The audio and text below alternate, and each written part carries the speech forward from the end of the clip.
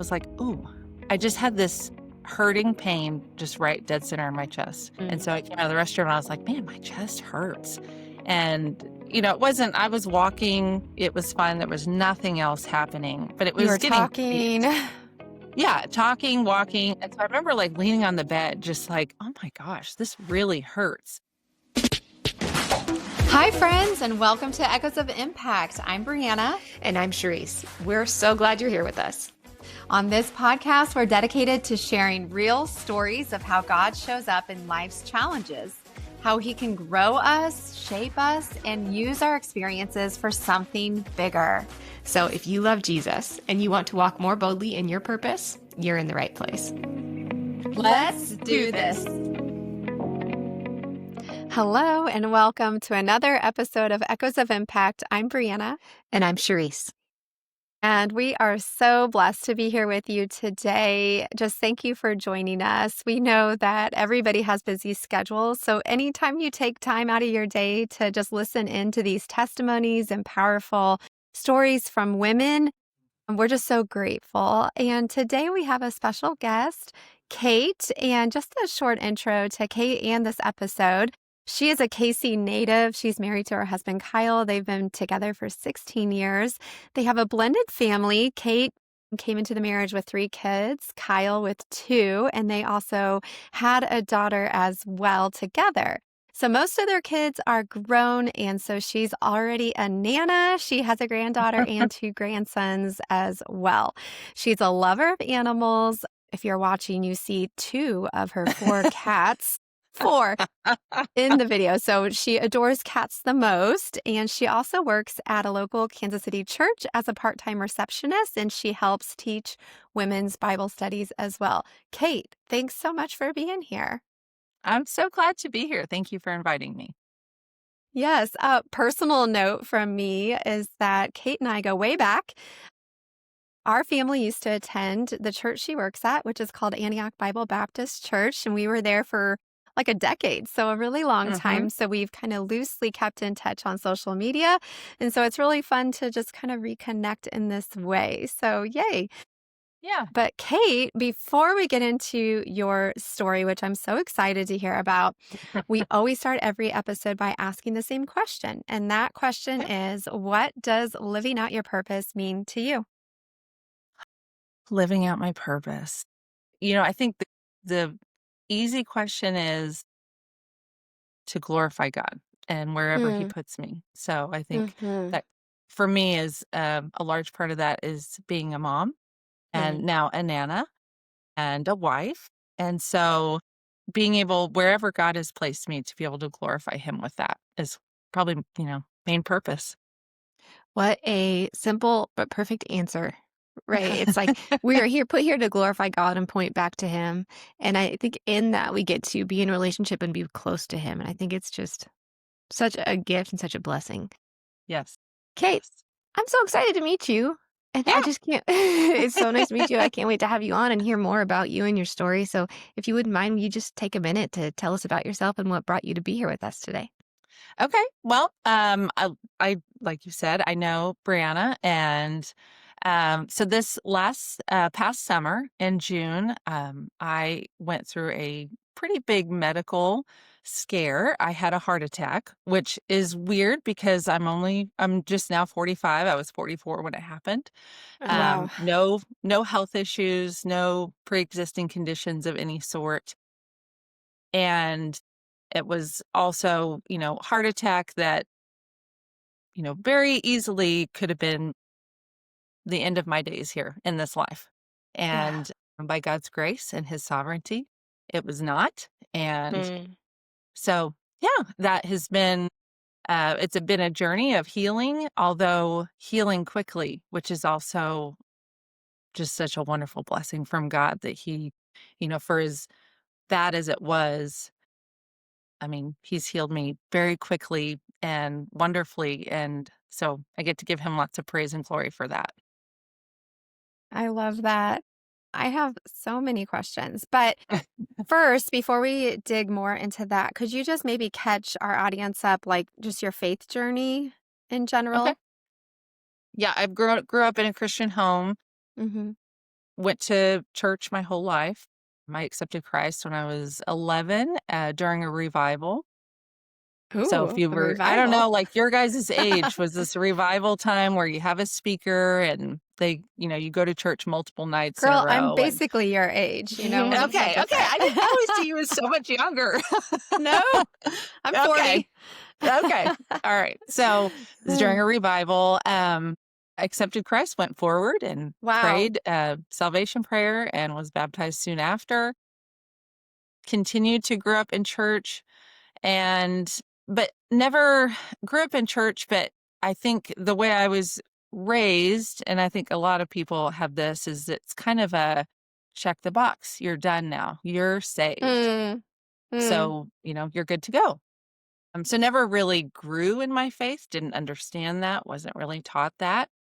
And so okay. as a teenager, the teen years came along and the world was very appealing and I Mm, struggled for a long time. I got saved again at 17 during at church camp because I was, you hear these motivational speakers and are you 100% sure you know where you're going? And then I'm like, I don't know. So got saved again, got baptized again, and this was with wow. Antioch. Okay. So this is when I was a summer of my junior or sophomore year. Wow. So that happened, and then again, still like, okay, now I'm saved, but again, no growth, no understanding of what that meant, that Mm, that's the beginning of your relationship with Christ. That's not right. the check the box finish line. So yeah, always knew I was saved, but didn't know how to grow in my faith. So very much attached to the world. I became a mom at 20. I was pregnant at 19, got married before she was born, and God really Mm, used her. That was my wake up call of this is no longer about me. This is mm, now I'm going to be a mom. And so at that point at 20, decided like I need to take my faith seriously. So, got married and had her, and then proceeded to have 2 more babies, so I had 3 kids by the time I was 24, which at the time did not yeah. seem awkward, but when I look at 24-year-olds now, I'm like, "That Yeah. was insane." Right. Yeah. Um, Mm, so, yeah, uh, continued to grow in my faith, through that, went through divorce at, 27, and, then met my husband soon after that, and then we were married when I was 29. So, wow. yeah. Busy in the 20s. Yeah. I find it so interesting that we see this a lot, right? Where people will be like, of course, I don't want to go to hell. Yeah, like sign me up. I'd love to go Right, to heaven. But then we do have this awkward stage between that and then actually living out your life, like right. taking off the world and putting it aside and then choosing to follow Christ. Mm, What do you feel like you wish you had had? Like, do you wish that somebody had been there to talk to you about Oh, it? absolutely. Yeah, and it's mm, not and I don't wanna, um my parents are Christ followers. Our home growing up was pretty dysfunctional. I mean, there was mm, just a lot of negative stuff, but I would say overall, I felt like I had a happy childhood in spite of all of that. mhm. But there wasn't like I saw my parents, they read their Bibles, and my mom would buy us these devotionals, Keys for Kids. That was kind of a thing we had around, but I don't know, there was just not you need to read your Bible and this is how you know God. I think it was taught more the Bible was this kind of guidebook for life and it's the do's and Hmm. don'ts and it's about Bible heroes and those kinds of things. It wasn't really until when I turned 40 that I had this kind of experience of started listening to the Bible through the Bible recap. Mhm. Mhm. And was just kind of my mind was just opened up to holy moly, so much I Mm, didn't understand and I didn't know, and I've been a Christ follower for how long, and I don't know any of this stuff. mhm. And so God really used that time to I've just grown to really love Hmm. scripture and understanding it. Yeah, and just It's like really grown my faith in that. it's like he lit a fire in you. Yeah, oh, absolutely, Yeah. absolutely, and it, it's always in that right at the right time. It was something I needed, and it Mhm. just, it was a comfort to me, and it was just gave me peace in the midst of struggles and life things that were Mhm. going on of to see scripture come alive. Wow. What I'm hearing and like what you're saying too is the importance of discipleship.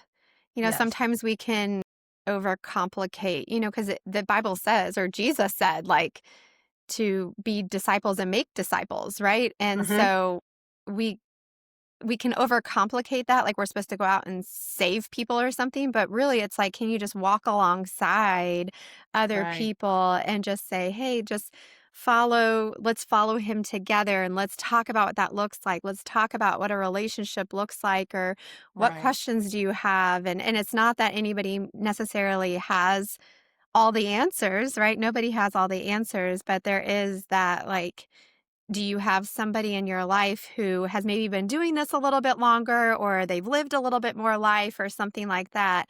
So right. somebody kind of not above you, but maybe just more mature in their Mhm. faith.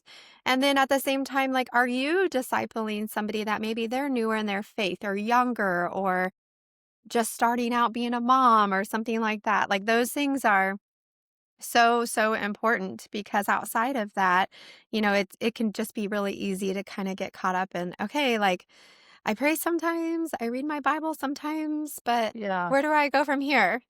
Uh-huh. Yeah. Yeah, I Yeah. think it's that understand there's always somebody that's kind of a life experience ahead of you that you can learn from, Yes. and there's always Yeah, someone that can learn from you and where you're at. exactly. Okay, I want to hear about the heart attack. So, Yes. can you take us back to when that happened? You kind of maybe alluded to there wasn't really signs, but that potentially it was preventable. So, just kind of walk us through what that looked like for you. Yeah. Yeah, it was so kind of like a little backstory. And I'll preface, they've said this didn't have any connection to my heart attack. So I've Hmm. taken anxiety medication for a number of years. Mm-hmm. And then finally, through some counseling and just decided maybe it was time to try to go off of it and Hmm. see, like, I really have grown in my faith. So maybe like to not be on it if I don't have to. So I had, for a period of months, had been weaning off this medication very slowly. And so the heart attack happened on June 11th, which was a Wednesday. The Saturday before was like my last, very, very last dose of the smallest amount I was taking. Hmm. Mm-hmm. So I had started having some withdrawal symptoms. And so I had taken the day off on Tuesday. I just more felt like super emotional, irritable. It was just kind of this, and it was just this very normal, this is what it is. So I took Yeah. the day off Kind of of work part of it. Tuesday. Yeah. And then Wednesday decided like I need to just be at home. And so Wednesday, I woke up and I felt a little more myself. And it was kind of that, okay, do all the mental health things that, they say to do. Go outside, get some fresh air. So I took my dog for a walk, went on a very long walk, Hmm. and did that and came home and took a shower, got freshened up and was just resting. Eden, my youngest, was at a friend's house, and we have two of our older kids living with us, and they were both not home either. So I was just home by myself. And Kyle had called and to check in on me, and he had said, I have a light afternoon. I thought I'd come home and just hang out with you." And I remember saying like, "No, I'm really feeling a little better today. I don't think that's, it's not necessary. I'm fine."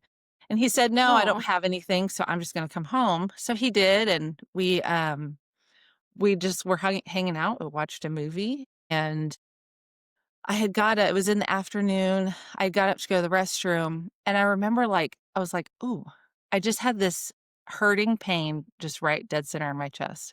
And Hmm. so I came out of the restroom and I was like, "Man, my chest hurts." And, it wasn't I was walking, it was fine, there was nothing else happening, but it You was were getting talking. late. Yeah, talking, walking, and so I remember, like, leaning on the bed just like, "Oh my gosh, this really hurts." And so Kyle's, he's a very he just find all the questions. What do we need to do? And so he's just Googling already, like, well, are you sweating? No. Are you lightheaded? No. Are you, is your heart racing? No. And so I was getting annoyed by all those questions because I was like, no, it's nothing. It just hurts right here really bad. Oh, And so we wow. kind of in a just, I don't know, do we call the ER? Do we call 911? And I was just kind of like, I don't know. It just hurts. Can you rate could you rate your pain on a scale of 1 to 10? Yeah. Like, how badly did it hurt? It was probably like an 8. I mean, it was Okay. pretty intense. And was it not Noth going away? It was, like, No, it persistent? was Like, it's getting there kinda and it wasn't worse. going away? It was Yeah, getting it just, worse. like it wasn't like a sharp pain, it wasn't a Mm. stabbing pain, it just was like, "Man, this hurts right here." Hmm.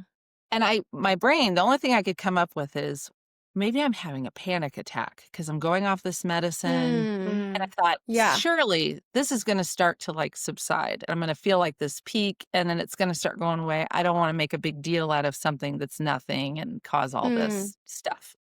So Yeah. Kyle calls 911, and I was just leaning on the bed at that point. This all happened very quickly. It didn't seem that quickly and Yeah, that experiencing when it, you're in but pain.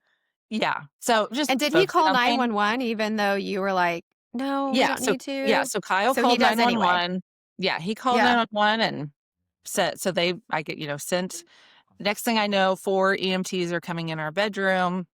And so I'm Mm. laying on the bed and they hook me up some electrodes and then they're like, "Yep, you're going to the hospital." So I remember a guy saying, one of them saying, "Can you walk?" And I said, "Yeah, I think I can walk." Because for them to get a gurney into our bedroom would have been really Yeah. difficult. So I walked out, got on the gurney, laid down. I'm focusing on the pain, but I'm alert and aware of everything that's going on.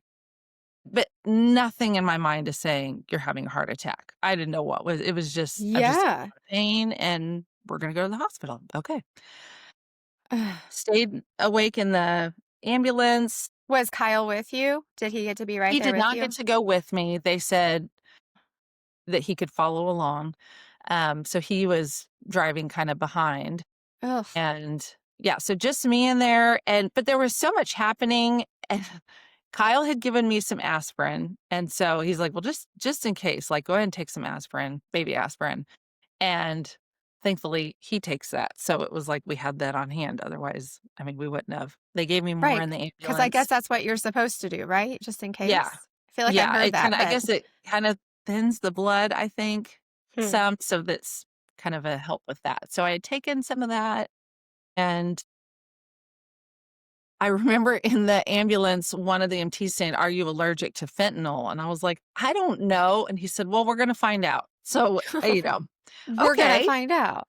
We're gonna find out. But that definitely helped. So they had given me that and I could feel it, but I wasn't, of course it makes you kind of loopy and all Mhm. that stuff. Sorry, pause. What again is fentanyl for exactly in It's that like, I guess, situation? like a major pain It's a major killer. painkiller. They use it in Yeah. epidurals. They Okay. use Yeah. an okay, Yeah. so they're just like, "We're giving you this for the pain." It wasn't Yeah. necessarily Basically to just heart help me with the attack. pain. Yeah, Right. but too Yeah. much can Just for kill you pain. fast. Yeah. So they use it in very micro doses. So Okay. And are they doing anything thinking it's a heart attack? Like, is there anything that can be They done in an haven't said ambulance? anything to me. I mean, they're You haven't putting heard the word IVs. heart attack or No, they like haven't said anything. There's okay. just all this movement, like they're cutting my clothes off of me. Oh my They're gosh. putting, doing the IV. They're, giving. So there was a lot were of you in your commotion. mind, were you like, they're overreacting, like I'm fine?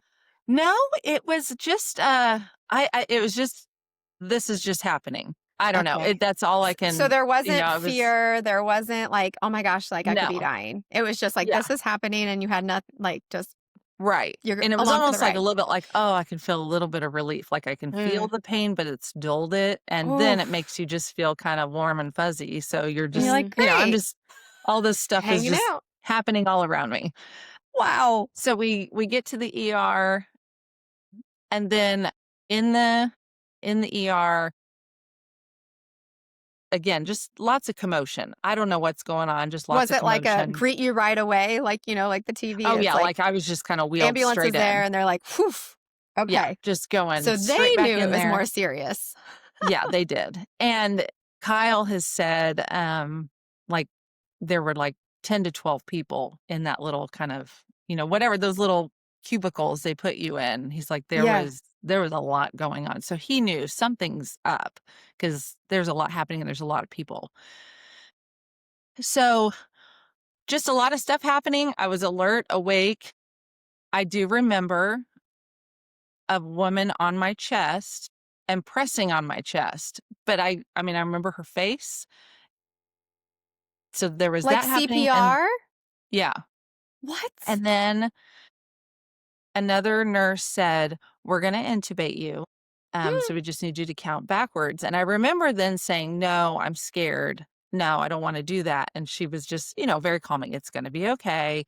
And next thing I know, like, that's it. You're out. So then I was out, but the Ugh. interesting thing after that I was out was this.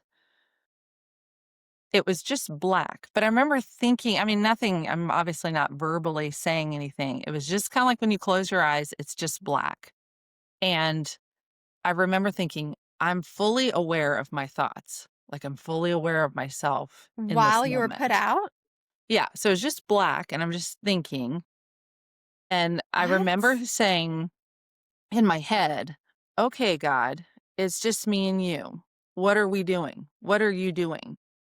And Oh, obviously, I I just no got no chills. yeah, no audible voice, I didn't hear God's voice, nothing like that, but wasn't scared. And then like, little side note, the Saturday before, we'd had a women's event at church, Mhm. Fill Your Cup, and so it's kind of a quarterly event. We have breakfast and a speaker and whatever.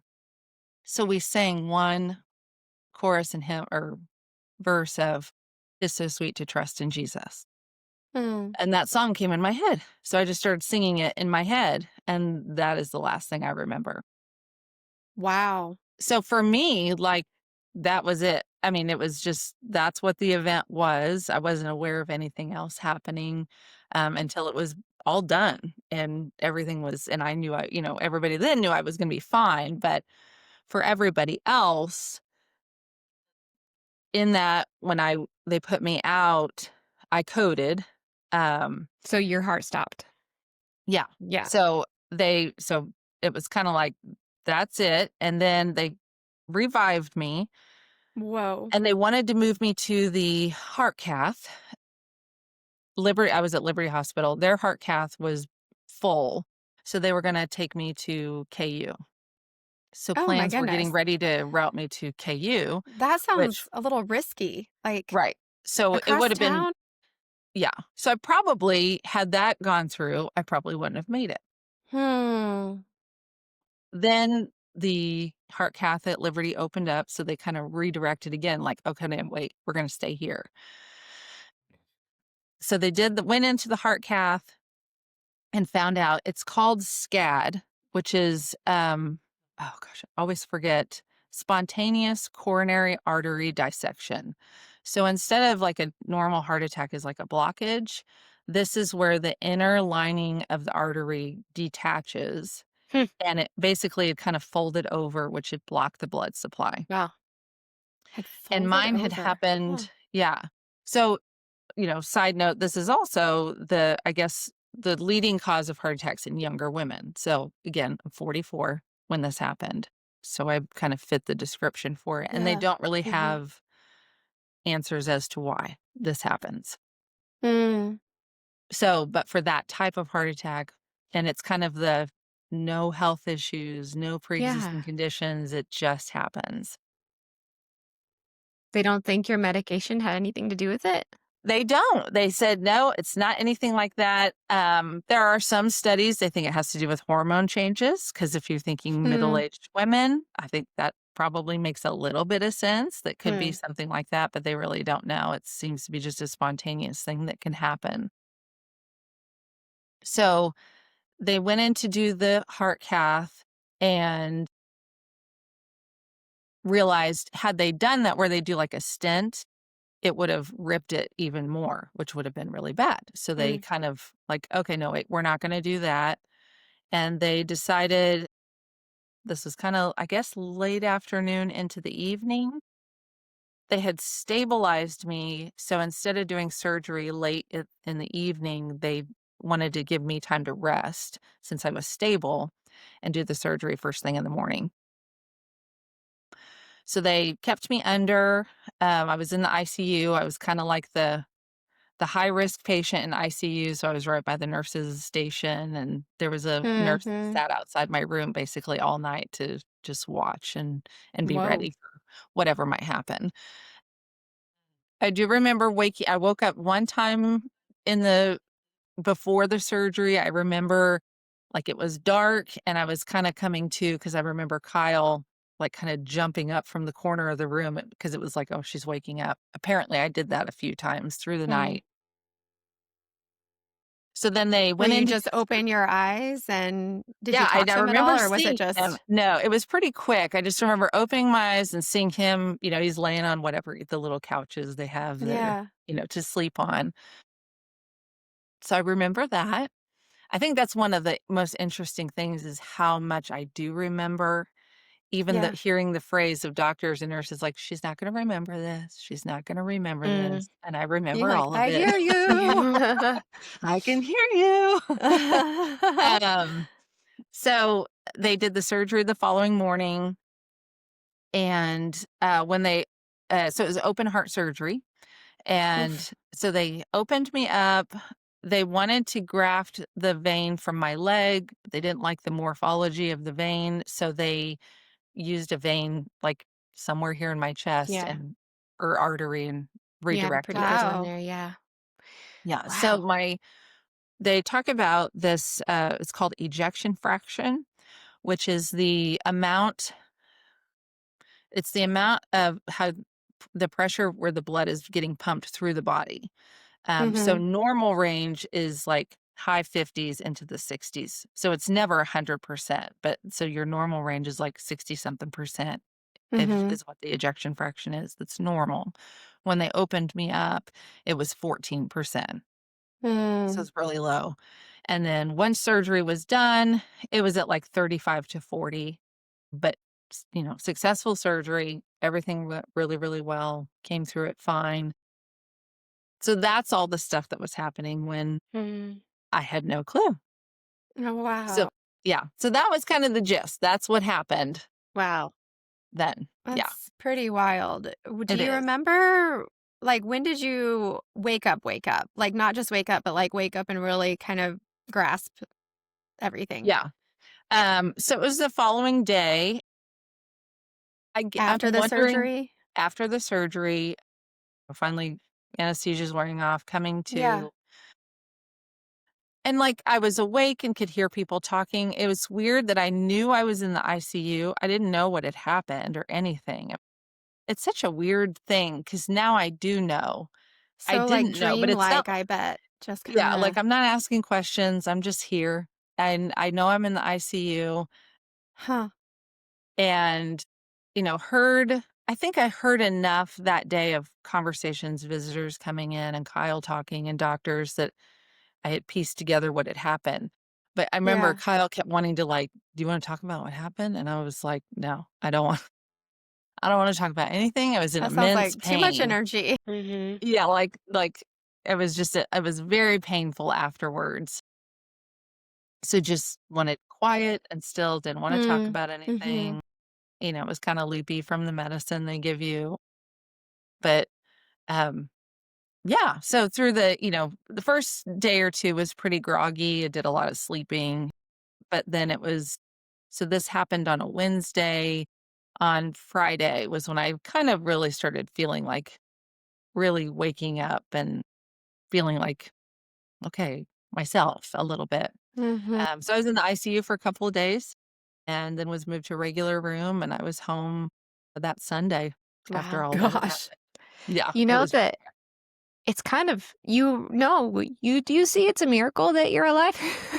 Mhm. Because, like, it's amazing that your husband came home in the middle of the day, right? Right, So many right. And then things. I can tell you, my husband, I can't imagine him calling 911. Mhm. I don't think Phil would either. I don't think you would. Yeah. Is your husband the type of I think person that he'd be just like, would do "You're that? fine. Yeah, You're probably fine." 100%. He's really good, like, that's just kind of he's a good caretaker Yeah. in that way, Mm, like, you just, do the thing, whatever needs to be done, and obviously, it's just he's very Mm, logic brain thinking, so, okay, we're answering all these questions, but you're in immense pain, it's not going away. I guess we call I'm 911, just gonna let's just see call. what they say, and mhm. yeah, so definitely was a good thing that he called. Because all of this happened, it was basically like 30 minutes. From the time this started to when I coded was about 30 minutes. So that's Holy how I feel like moly. that was fast. And That's you really coded fast. at the hospital, right? So that's Right. And if you Yeah. had coded 30 minutes. anywhere else, you probably would've Yeah, I so it mean, was maybe in cardiac the arrest ambulance, and but yeah, yeah. yeah. Wow.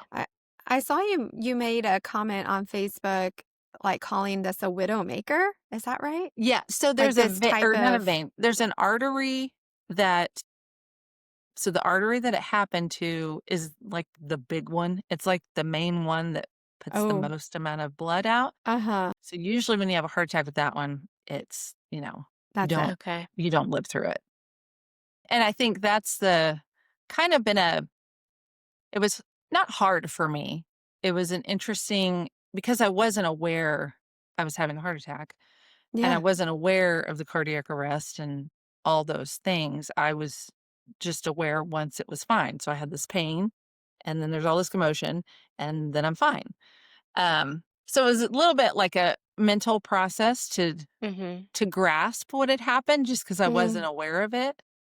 So when doctors would come in and nurses and people since then that I've talked to that are in the medical field and they're like, "Do you realize you're kind of a walking miracle?" Yeah. It's just hard to Mm. process because I wasn't aware of it Fully Yeah. aware when it during was the moment. happening. Yeah. Yeah, so that's kind of been a growing, like, just coming to terms with that, understanding that over the last few months as I've processed through it and just different conversations with people that I've had about it. How is your husband and your kids? Like, if you could give maybe a little insight how they were during that time and then Yeah. kind of processing it since. They're good. They were, they were pretty freaked out that day, and that was so many things that day that and it was talked about in the days after, like, "So glad Kyle was there, and so glad they didn't Yeah. take you to KU, and so glad this," but, I mean, from moment 1, it was of course, that's what happened. That was God's Mm. plan. I don't Mhm. understand why God allowed me to have a heart attack. I don't Mhm. understand the reasons for those things, and I may not ever understand that this side of heaven. But I knew I'm here and I'm still supposed to be here. So that's why God orchestrated it that way. So he allowed this but he knew, this wasn't my end of, this life. And so he did orchestrate it that all these things would be just so. So I would be okay. And I would get the Mm. medical attention I needed at just the right time. And they would Mm. see all the things just at the right time. Which is just, I mean, that's God's sovereignty over it. So I can Yeah. rest in that when it's your time to go, it's your time to go. But when Yeah. it's not. And you're not Right. Mm. going. God knew that you were going to be having that heart attack. Yes. Yes, Yeah. but he intervened in a way to bring you through it, and now you're a living Right. testimony. Right. Yeah. Yeah. Are you able to use that testimony in any way in your life right now? You said you lead a women's Bible study. Yeah. So I haven't shared, I mean, I shared with the ladies when we started up Bible study in the fall. It's a fall and spring thing. And so it had been through the summer and a lot of them were aware of it but some weren't. So kind of got to share a little bit. I've been a little hesitant just because, um, I don't know. I don't want to make it I mean, it is a big deal, but also I'm fine. And so I Mm. kind of wanted, I don't want to keep going back to, I don't know. It's a good story of seeing God's sovereignty and how he worked through that and that he did spare my life. But also I don't like being in the spotlight Yeah. generally. So, Mm. but I've definitely had just, I feel like I've already had a pretty good God has taken me through a number of things that I have released a lot of control, Mm. knowing there's this is just what it is. This is what he's doing, and That I we do really have trust no him. control.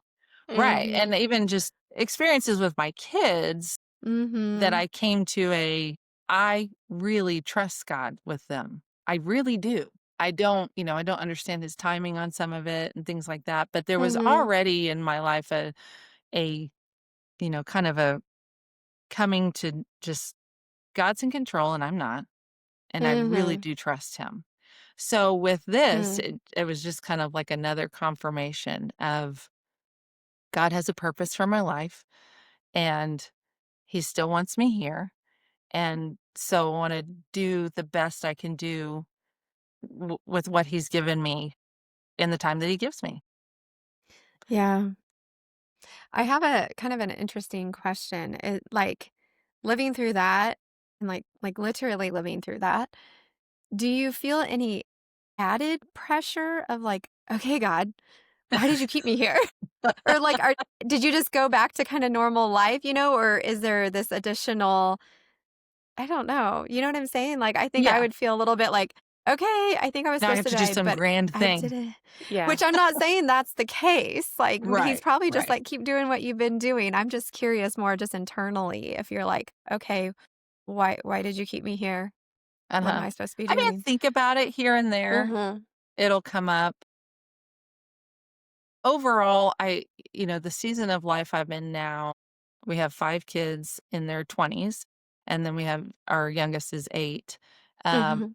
and, this having adult kids, man, I miss potty training. That was Do just you? such a oh, man. I don't Adult yet. kids, like yeah.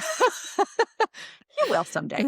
Oh, sure. Um, but, it's just the things that you're still so connected and you want so many things for them, but you have this somewhat of this control when they're growing up in your home, and Yeah. then when they leave and they're doing their own thing, and even sometimes when they're living in your home and they're Yeah. adults, you don't have that control, but you can see things. Yeah. So Yeah. it's like a new level of trusting God with all of that. And so it's given me I don't know, I guess a little more focus on my relationship with the Lord is the most important thing. And I need that to show in all areas of my life. That needs to be the thing that shines above anything else. And so I think maybe God's used that experience to strengthen that in me. I have, maybe less fear about talking about it and Hmm. and even just still giving me that thought that I need to do it. So I'm working through some of that to be more vocal, face to face with people to be able to share who Jesus is, why you need a relationship with him Mm. and Mm. what he has to offer us. I think coming out of a heart attack and recognizing that you have no control is actually probably really good for your blood pressure, Yeah. at least. So Yeah. you're not as stressed and Yeah, worried and that concerned, anxiety. the You're like, anxiety "Well." of Yeah. control and things like Yeah. that. But you're right, like, having kids grow up and become adults is really terrifying, and sometimes if I think about it for too long, I start to spiral. But Uh-huh. hearing people like you talk about it is so encouraging to recognize that, like, it's okay to not be in control and to Yeah. trust God with that. I just think that's so beautiful. It is. It's a sweet thing to it's funny, like, in one way, God's teaching me to be more outspoken, but Mhm. in other ways, it's more outspoken about him Yeah, and yeah. who he is and why you need him. But it's Hmm. quieter on you you should do this and you shouldn't do Mm. this. Right. And kind of this I always like to find little sayings or things that rhyme, something I can remember in my head. So it's kind of this talking with a friend, I came to this like, don't say it, pray it. So I kind of keep having this with adult children, like they just have Yeah. to They just have to figure it out, and I can keep sharing the love of Jesus with them, and I Mm. can be an example and try to live that as honestly as I can. And then on the other side of that, just keep your mouth shut and let God do what he's doing, and do trust him. If you say you trust him, then do trust him by just letting Yeah. him speak. Mhm. But that takes so much faith. I imagine that, like, you're just being there for when they do come to you and ask questions, and you're because 'cause you're not wanting to ruin that trust by giving them advice when they don't want it. Right, right. There's often, my oldest daughter, we're very close, and she lives in New Hampshire, so I don't get to see her. Oh, I see her on FaceTime almost every day, but I don't get to see her in person very often. But it has been a sweet thing, as she was probably, I call her my wildflower. Her That's teen sweet. years were interesting. We'll leave it at that. But she's married, mom of 2 now, but having a good relationship with your adult kids is one of the most precious things I'm finding. Is just that they like you and they Mhm. want to spend time with you or want to talk to Yeah. you is a gift I'm very Mhm. grateful for. There's something that was just brought up again. It's something I've heard before, but just recently in the last week or so, just hearing like focusing more on connection over correction. And Yeah. it's a hard thing because you're like, okay, but I am supposed to be teaching them like right from wrong and like to listen to me when I ask you to do something. Mhm. Especially if sure you can remember teens in the house and like, Yes. and it's such a fine balance between like, I asked you to do this and like you need to follow through with things. And then always keeping in the back of our minds connection over correction. And it's Uh-huh. not that we're supposed to be our kids' best friends right now while they're, Right. maybe in our homes, but we aren't raising children, we're raising adults. You Mhm. Right. know, like Yes. my husband and I Yes. have talked about that from a very young age. Like if we're always only thinking of the exact age that our kids are right now, we're not seeing the Mhm. big picture. And Right. so the more that we think about how we're raising independent adults, then Mhm. we release that grip a little bit. We let them test some waters a little bit more. We give Right. them bigger boundaries if we think they can handle and see if they can handle it. Can they follow through with it? Can they be responsible? Where I think other Right. parents might just hold a little tighter to that, be like, you're not ready. You're not ready. You're Yes. not ready. And then all of a sudden you're like, Absolutely. and bye. Yeah. Good luck. Okay, go do your It's own like, thing. Yeah. yeah, go do Yeah. your own thing. Yeah. And so I feel like especially with us having 17, 15, 13 right now, it's like we're constantly towing that line more than ever of, oh, in just a few years you're on your own. Even Mhm. just going if they go to college outside of and stay at a dorm, like you're on your own for the most part. And so Right. are we actually raising them in a way that they can do this independently? Right. I think one of the, we have this, you know, parenting again. So like we had the 5 kids. So we were this blended family with 5 kids and they're all very close in age. And then we had Eden 8 years later. So our youngest of the 5, Elena, was almost 13 when Eden was born. Um, Mm. so it's like we're now parenting again because they're, Yes, all grown doing their own I'm with thing. you.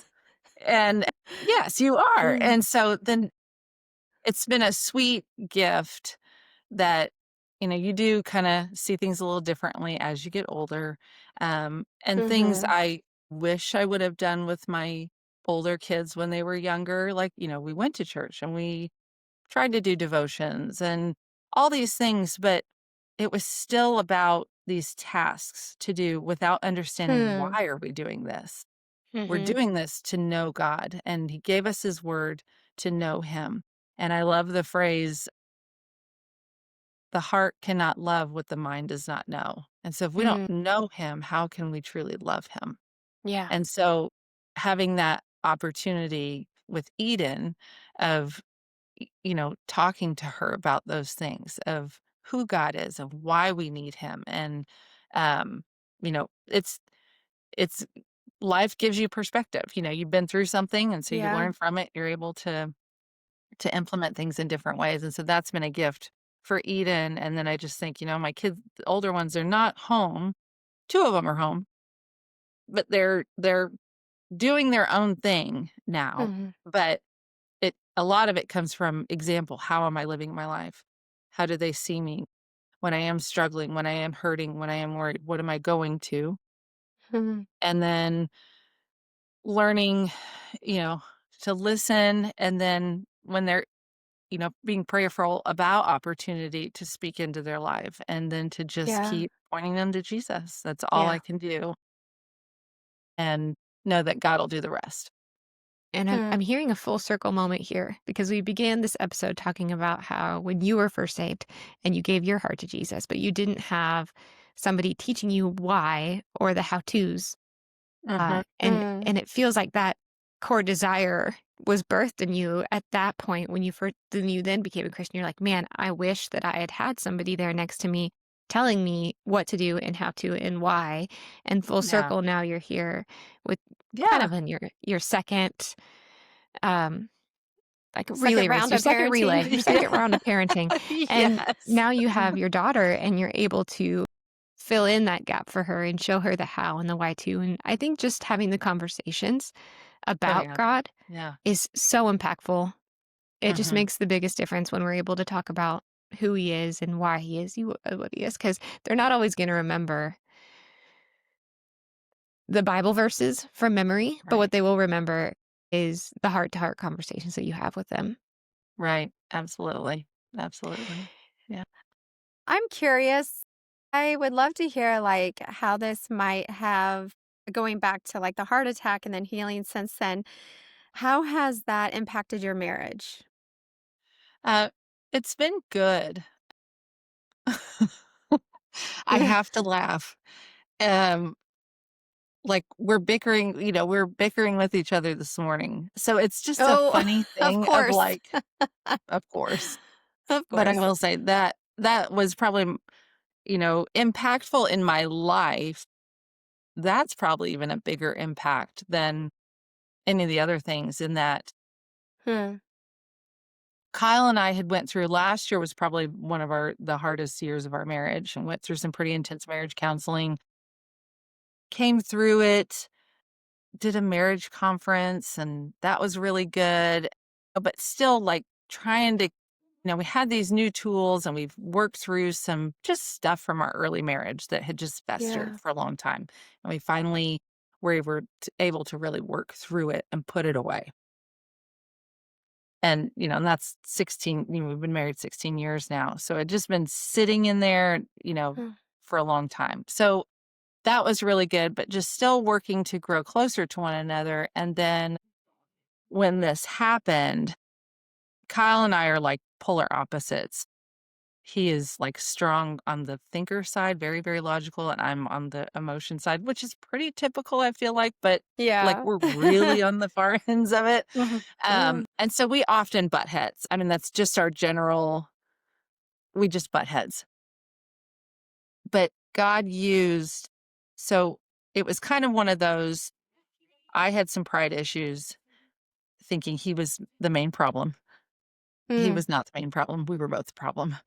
And things that I used to see that my flesh had turned into a negative, that I saw in him Mm. as a not good thing.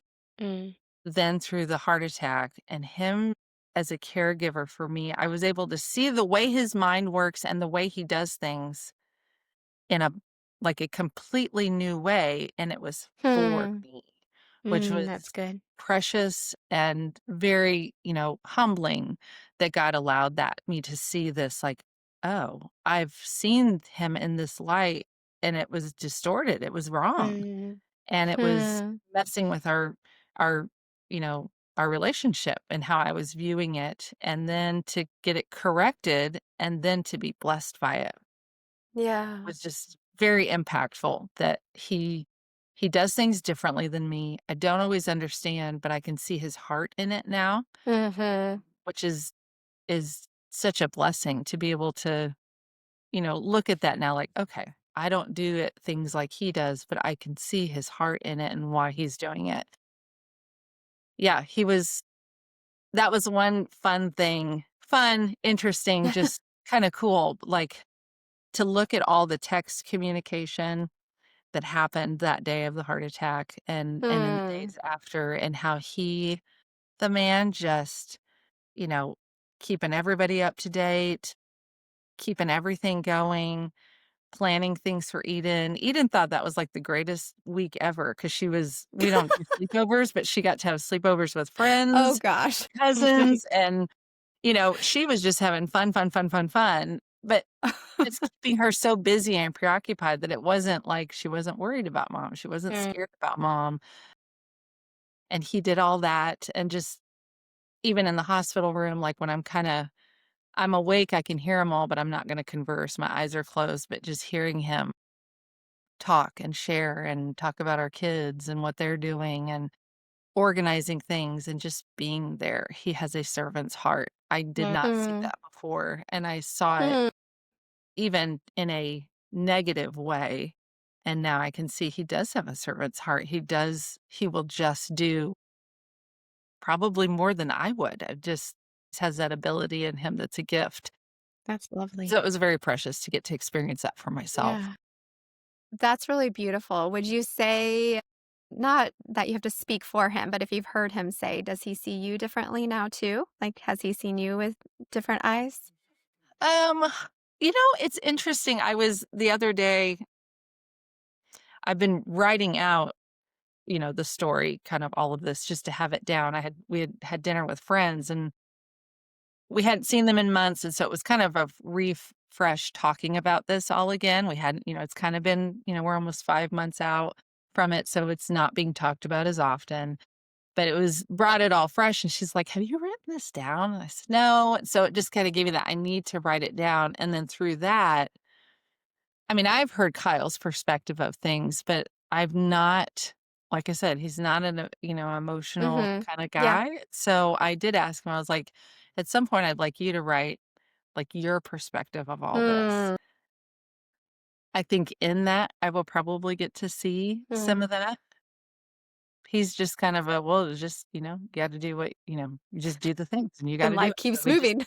yeah, you just do all the things. But yeah, so I'm really, I don't know. I'm not sure on that one.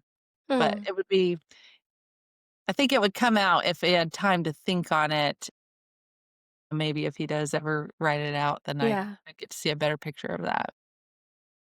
I love the what you said earlier that you were seeing him distorted. I've heard recently Mhm. someone say, like, every gift has a shadow side, Mhm. but I think that hearing it from your perspective is almost like the backwards way of viewing it is like you see a shadow side, and then the other side of it is actually the gift. It's a Like, gift. there's a light that's casting the shadow, and sometimes if you're not focused on actually the light and what God Mm. is doing and, like, the good things of the person, sometimes you'll only see the shadow, and it can Absolutely. almost be like a lie of the enemy, like, just It is. distorting it and Yeah. making you focus on that and that hurt. Have you been able to, like, take that life lesson and then apply it to, like, other people in your life as well or people, like, around you yet? Hmm. Um, I don't, I think even still working on that even with him Yeah, of we that's had enough. this, yeah, that's still there where, we had this season, and I think we're entering a new season, and that's kind of where you're either coming out of something, going into something, and so that Yeah. the summer season and the heart attack season, is kind of things are normaling out, getting back to a normal. Mhm. Um, so learning about myself while also having to keep reminding myself of those Mhm. things because it isn't Mm. How so. long ago was the heart attack, by the way? I think I June forgot to 13th. 5 of this 5 year? months. Uh-huh. Holy Mhm. Yeah. moly. Yeah. That was So yeah, and that's I mean, the quick healing of it, like, my heart is already back to normal heart function, my that's ejection amazing. Praise fraction's at God. 62%, and Wow. Wow. yeah, so for it being such this dire, almost died, that was really I've heard from a Well, number of you people, did like, die, Yeah. yeah, like, technically, you or were yeah, medically? Yeah. medically, yeah, but it was this, Yeah. a nurse that, one of the moms at Eden's school that she used to be a nurse, and she said, I just hope you know," she's like, "I was on the was it in the ICU or with heart. I don't know, but she knew what I was talking about when I was explaining everything, and she's like, Yeah. "I hope you know, like, you don't get to hear these stories because they don't usually end like this." Mhm. So Mhm. that was kind of a, okay, just, and I think I'm still, like, because it was just in June, Yeah. still learning and Wow. still trying to process through it and understand Yeah. all of those things. Yeah. That's beautiful, Yeah. Kate. Well, I have so many more questions, but for the sake of time, before we kind of wind down, I do want to ask like how your relationship with God might have shifted since, especially having such a close call to, I guess, being in his presence. I mean, really. Right. And so, I know you've been a Christian your whole life. I know early on your 40s, it became more personal. You mentioned now maybe being more vocal about him, but has it changed even just your time with him or I don't know, Mhm. desire to spend time with him? Anything like that that you could speak to? I think so. I mean, it's still a battle. Like, I get busy and I Hmm. wanna do what Yeah, I wanna do and finding, time for it, but, um, I think it more has just given me it was already there. I think it's become more, the focus has gotten clearer. So clear. That's how a I good how word. I how I Yeah. view things, I always know God's involved in that and his Mhm. sovereignty and how he's working things out, but I think now there's just like, it's like maybe there was this nice little haze on it, and maybe that's been Yeah. peeled away. So it's a That's little a really more, good way to put it. Yeah. yeah, a little more clear. So I'm still doing the normal thing. My life really hasn't changed, and I'm still wife and kids and work Dishes and and laundry and all of that stuff, but just knowing, like, it'll hit me there, like, I'm glad I'm here. I'm glad I get to do this. I'm glad I have this, yeah. and God's so kind, and I've, carried that for a long time of just God's kindness to me in my life that Yeah. I've seen, and I think that is a continued thing for me. He's just so Mhm. kind. So, I imagine too, just in the ordinary, like we were oh, talking honey. about, oh, I mean, life goes on. It's not like you just get to bask in like, I'm still alive. Like Yeah. life still happens and got to get your daughter to school and dishes and laundry. But even in those kind of mundane, it's almost, I like, do you feel like you can do that even with more peace, so to speak, of Yeah. like, yeah, Yeah, it's just, you're doing dishes. it's just And nice. yeah, Life is good. It's good to, like it's even good the to get to ordinary. live and do things Yeah. and, have what I have, and, it's a knowing that this isn't the last trial. Maybe the next one won't be a medical thing, Mm. but it's either, I was talking with a friend and she had said, like, a pastor had told her, like, you're either entering a trial, you're in a trial, you're coming out of a trial, or you're helping Yeah. somebody through a trial. You're Mm, in one of those that's stages life. in life, and, Yeah. so just knowing, like, what do you have next for me, God? Whatever it is, whether it's just what seems to be the mundane, which is still good, and, you know, the gift from him, or whether he has bigger things. It's just allowing him to do what he's gonna do and Yeah. being a vessel. I was more like, I'm a vessel that he gets to Yes. work through. So, I do have an important question maybe on the medical side of things. You mentioned that it wasn't necessarily something you could predict. Is there anything to just tell our listeners to keep an eye out for? Or, oh, if you're having pain in your chest, take it seriously? Or yeah. is there anything you've learned about what happened to you that would be helpful to the listener? I mean, from everything that I've been told, it's just a fluke thing that happens. Like, if it's going to happen, it's going to happen.